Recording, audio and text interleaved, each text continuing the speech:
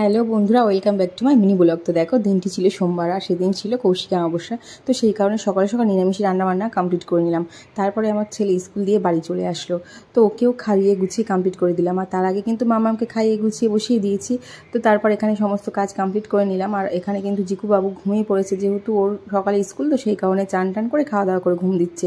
সেই ফাঁকে আমি আর মাম্মাম পুজো দিয়ে নিচ্ছি আমার ঘরের ঠাকুরকে। তারপরে যাব মন্দিরে, আর আমাদের বাড়িতেই মন্দির, সেই কারণে দূরে কোথাও যেতে হয় না। তো এখানে বাড়ির সকলেই মিলে মায়ের পুজো দেখছিলাম। আর হ্যাঁ, মায়ের অঞ্জলিও দিলাম সবাই মিলে। তো মার পুজো হয়ে গেলে প্রসাদ নিয়ে ঘরে চলে আসলাম। তো দুপুরে একটু খাওয়া দাওয়া কমপ্লিট করে প্রসাদ খেয়ে রেস্ট নিচ্ছিলাম। তো তারপর বিকাল চলে আসলাম ছেলেকে নিয়ে ক্যারাটে ক্লাসে। আর এখানে দেখো সমস্ত বাচ্চা একসাথে, কত ভালোই লাগছিল দেখে। তো সেই কারণে ভাবলাম একটু ভিডিও করে রাখি, তোমাদের সাথে শেয়ার করতে পারবো। আর সঙ্গে কিন্তু আমার মামামও ছিল, মামাম এসব দেখতে খুব ভালোবাসে। তো সেই কারণে ওর দাদা যেদিন ক্লাস থাকে ওকেও নিয়ে যায়। তো আমার ব্লগটা কিন্তু এই পর্যন্ত, ফিরে আসছে নেক্সট ব্লগে। ততক্ষণ ভালো থেকো, সুস্থ থেকো, আর আমার চ্যানেলটিকে অবশ্যই সাবস্ক্রাইব করতে ভুলো না। আর এরকম ব্লগ যদি দেখতে চাও আমাকে অবশ্যই কমেন্ট করো। টাটা, ভালো থেকো।